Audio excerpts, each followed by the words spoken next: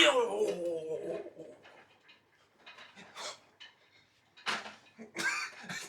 What's up, y'all? It's Zims, and welcome back to another reaction video. Today we're going to react to the 17-year-old who was murdered for insulting the cartel boss. This video is by the club, so if you want to watch the video to the entirety, make sure you swoop down to the description box, click on that link and watch the video to the entirety, because I'm going to be pausing, stopping, and talking through the whole thing. If you guys are new to the channel, my name is Reprisalzems, and welcome to the Crow's Nest. I'm going to be heading to the States tomorrow, so I had to post a video before I left, kind of give you guys something until I'm able to record again or find time to record. So for right now, I'm going to be heading to the States to do an internship because, as you guys know, my contract with the military is almost up. So I'll be moving into the next chapter of my life, so it's going to be a lot of times where the videos are kind of slow, so I've been focusing on paperwork and, finding careers and stuff like that. But thank you guys for sticking with me. But let's get it. It could be forgiven due to intoxication. Insulting a drug lord is not often one of them. 17-year-old Juan Luis Lagunas Rosales ended up dead just weeks after a video of him insulting El Mencho went viral.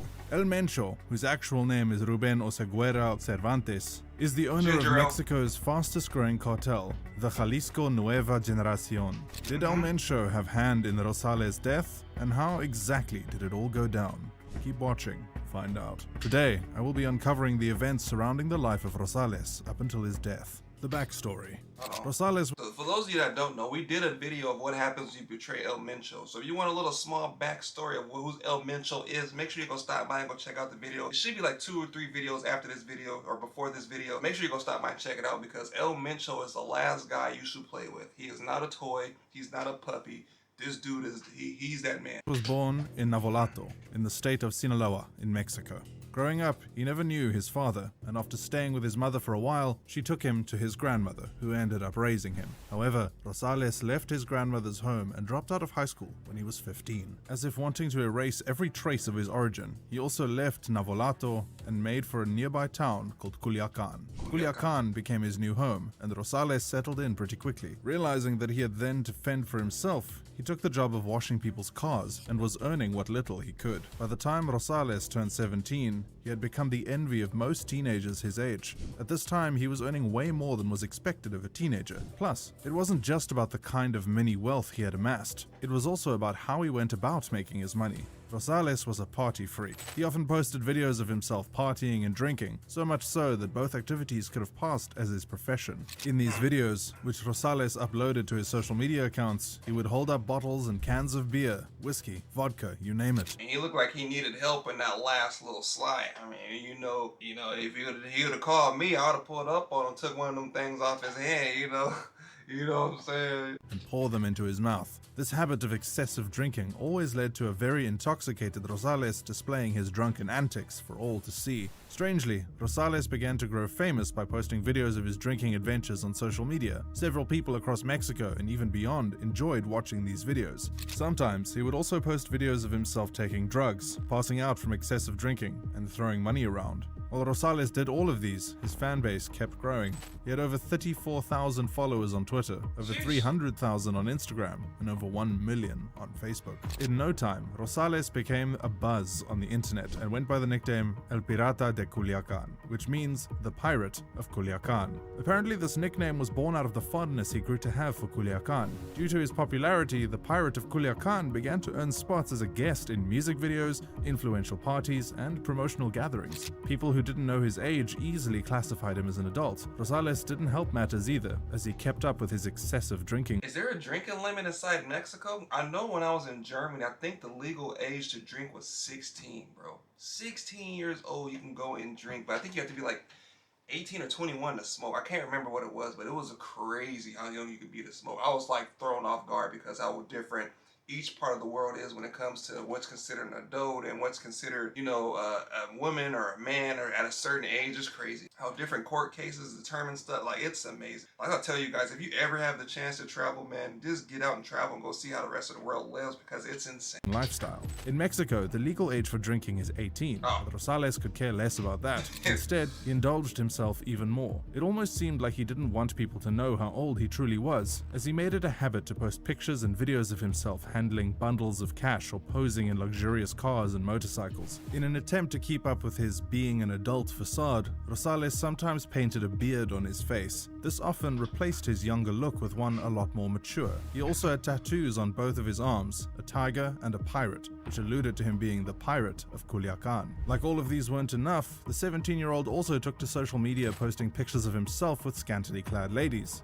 Most of the time, these ladies were significantly older than he was. In addition to that, he would post pictures of himself carrying guns and other kinds of weapons. At this point, it is safe to say that anyone living this kind of life would feel invincible and develop the mindset that he could get away with anything. Slowly, Rosales was cultivating that mindset, and it did not help that he broke the law several times and got away with it. Legally, Rosales wasn't supposed to do drugs, flaunt weapons, and take alcohol since he was still a minor, but he continued to do just that. He boldly did all of these things, and even went as far as sharing the pictures and videos on his social media accounts. In August of 2017, Rosales was arrested for underage drinking, which you have to admit was long overdue, seeing how the teenager was far from the legal drinking age at the time. Of course, this incident did next to nothing to help Rosales, because after he was released, he immediately picked up where he left off. During an interview with the producer of Univision Entertainment, Pepe Garza, Rosales stated that he was an alcoholic, but he wanted to change that so he could pursue a music career. He further said that he had signed a contract with Cash Records and added, "I want to learn to sing now. That's going to be my motto." And perhaps the authorities didn't do enough,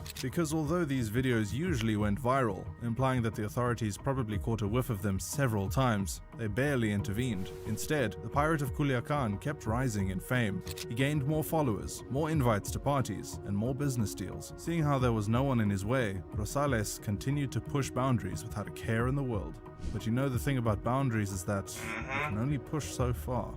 Ruben Oseguera Cervantes. So as you noticed, like, right, when he first started, it was kind of like, okay, and then he started getting, like, the views started growing, so he's kind of like, okay, I'm doing views and stuff now, let me do some more drinking, that just started to work. He started to grow, and then he started doing drugs, and then more people started coming in. So yeah, as you can see, it started progressively getting worse over time because of the views, bro. Social media takes over people sometimes. A lot of people be like, well, I know what I'm doing is wrong and dangerous, but it's bringing me attention, it's bringing me spotlight, it's bringing me in money, and I don't care if I get hurt doing it. Because he's 16, 17 years old, and he's drinking, bro. He's destroying his body at a young age. His liver and all that kidney, bro, all that stuff is going to shut down after a while. Well, but I mean, he was murdered. But you know what I mean? I feel like he got to the point to where, like they say, he was untouchable. The police arrested him, he got out of police, he's in music videos, and he's making more money than me, making more money than most people, and then he's deciding, like, well, let me step it up a little further, let me take a bigger step, and he went after El Mencho, which was kind of like, okay, bro, like,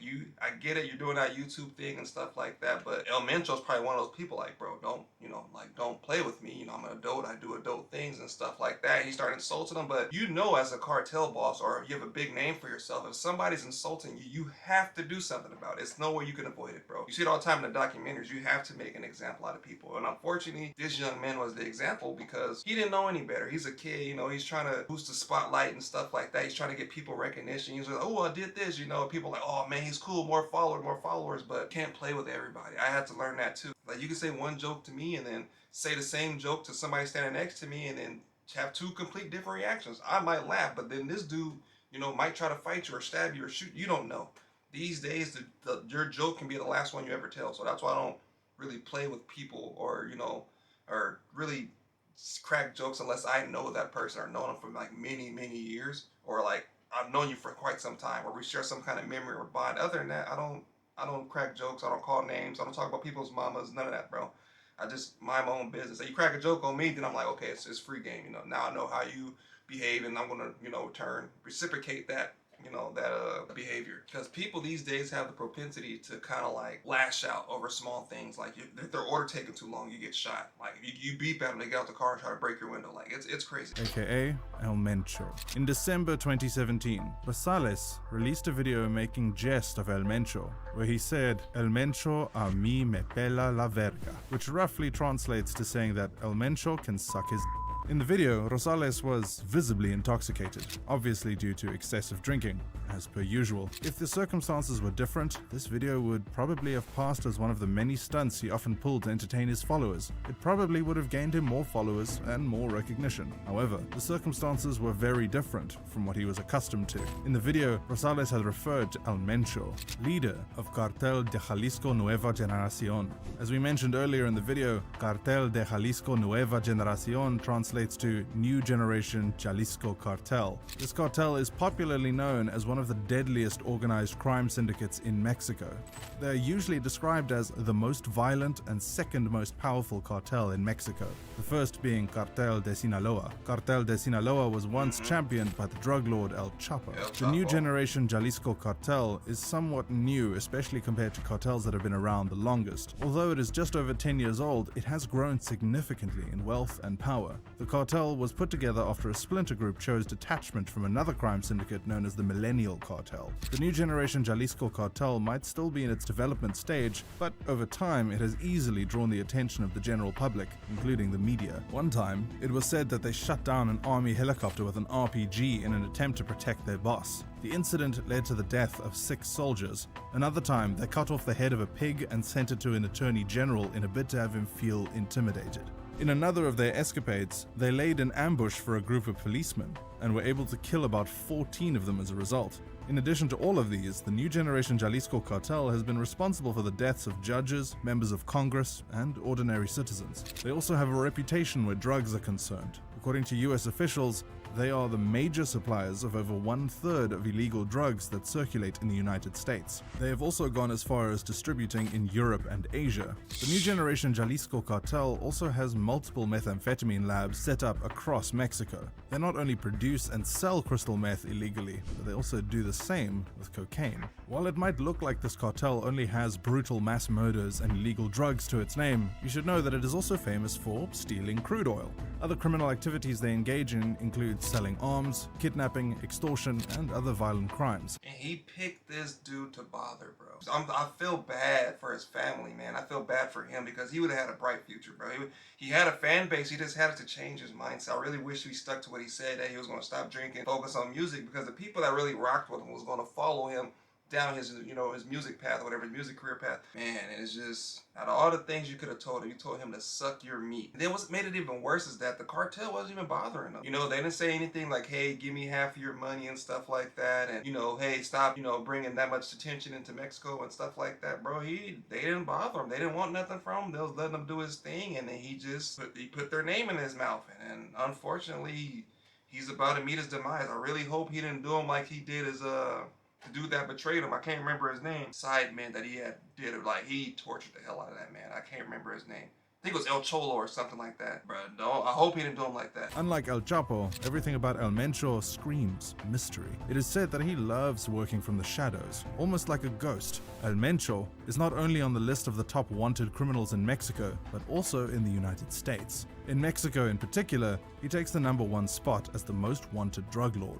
El Mencho is wanted for drug trafficking, illegal possession of weapons, and his being involved in organized crime. El Mencho started off as a member of the Millennial Cartel, but soon decided to create his own organized crime organization because his bosses often got arrested or killed. After the arrest of El Chapo, El Mencho quickly rose to fame. Owning one of the deadliest cartels in Mexico, the new generation Jalisco cartel has had several affiliations to brutal mass murders in the past. In 2011, authorities found 35 dead bodies on the streets of Veracruz, a port city on the Gulf of Mexico. These bodies appeared tortured and dismembered. In 2013, this same cartel raped and murdered a 10-year-old girl whom they believed to have been a daughter of a rival cartel leader. After killing her, they proceeded to set her on fire. It was already too late when they realized she wasn't who they thought she was. Under his leadership, Mexico recorded a 20% rise in homicide rates, with a record of 20,000 deaths. This statistic equated to an average of about 69 deaths per day. There are alleged reports that El Mencho was once a member of the police force, but was sentenced to 3 years in prison for selling heroin. Whether or not that is true, it is pretty evident that the man is no longer on that side of the law. His infamous nature led the United States government to put a bounty offer on his head. It is said that whoever is able to provide information that is likely to lead to his arrest will be rewarded with a sum of $10 million. If you're alive to spend it. This has been recorded as the highest sum of money the US government is willing to pay as a bounty.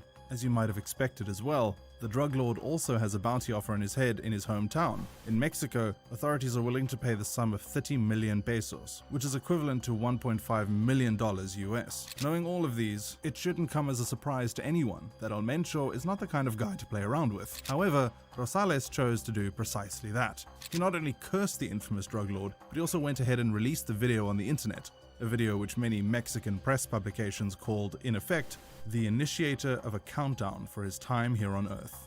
The murder On December 18th, 2017, weeks after the video of Rosales calling out El Mencho went viral, he made the second biggest mistake that likely sped up that countdown. He had made a post telling his fans to meet him at a bar in the Guadalajara metropolitan area in Jalisco.